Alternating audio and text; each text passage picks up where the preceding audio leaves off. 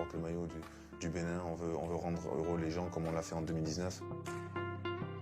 Reprise de la tête, deuxième poteau. Et Steve Mounier a marqué. Voilà le héros de la nation, c'est lui que tout le monde attendait.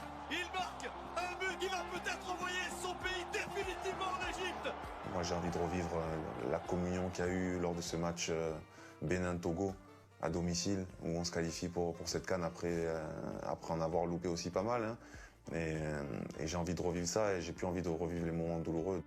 Donc voilà, on avance et on va tout faire pour se qualifier pour la CAN 2025. C'est l'histoire d'une sélection qui n'a pas su capitaliser sur un exploit. En 2019, le Bénin dispute les quarts de finale de la CAN après avoir battu le Maroc d'Hervé Renard. La génération en place est prometteuse, mais la suite n'est pas à la hauteur des espérances. Le Bénin ne s'étant pas qualifié pour les 2 dernières éditions. 5 ans plus tard, les écureuils sont devenus les guépards, symbole d'une sélection en pleine phase de transition, voire de reconstruction, après le départ de certains cadres, comme Poté, Imourou ou encore Sessegnon.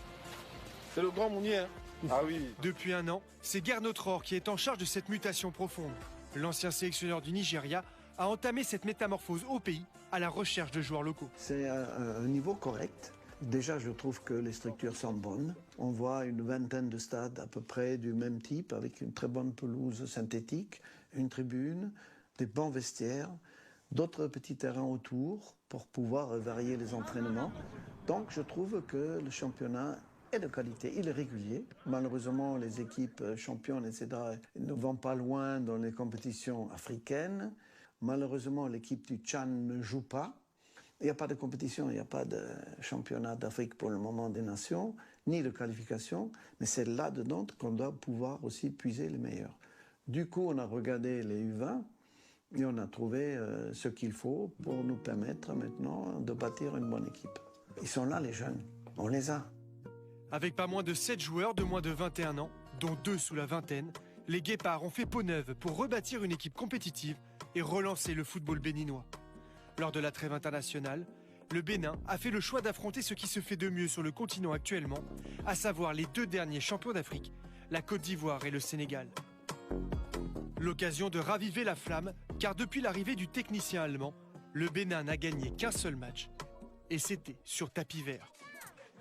C'est difficile hein, parce que justement moi ça fait un moment que je suis au sein de l'équipe nationale et je crois qu'on n'a jamais eu une période aussi longue sans victoire.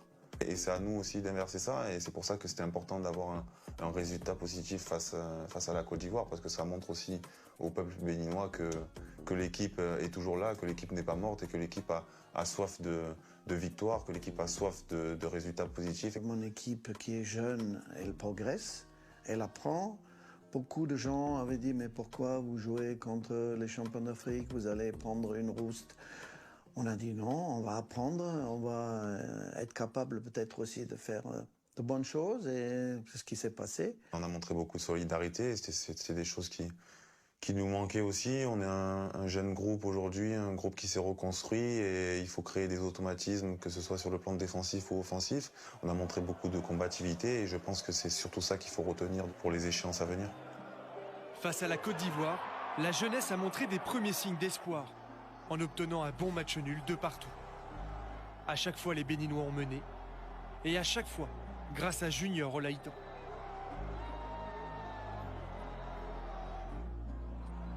Il est contré maintenant et ça peut repartir puisqu'il était en position de dernier défenseur avec Olaïtan qui va poursuivre, qui est face à Yaya Fofana pour le deuxième but béninois.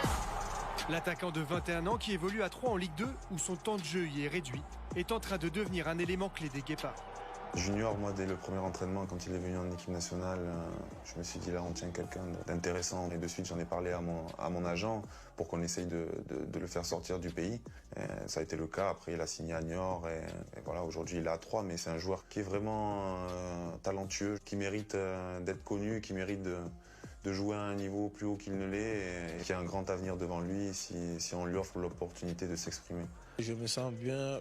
À chaque match, j'ai envie de montrer ce que je peux faire pour l'équipe, je dois mouiller le maillot pour le pays, pour les peuples. On doit rendre fier au peuple béninois parce que ça fait longtemps qu'on n'a pas rendu fier à eux. Donc il faut qu'on essaye de faire des bonnes choses et surtout la CAN qui arrive, on ne doit pas rater ça. Donc on doit faire tout notre mieux pour qualifier.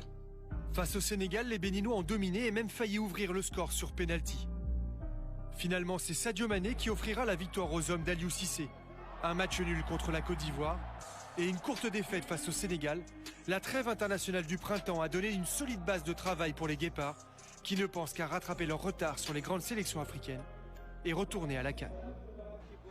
On peut quand même dire que le Bénin n'est pas encore un grand pays de football, qu'il n'est pas facile de rivaliser avec les voisins du Nigeria, avec l'Afrique du Sud, le Maroc, le Sénégal.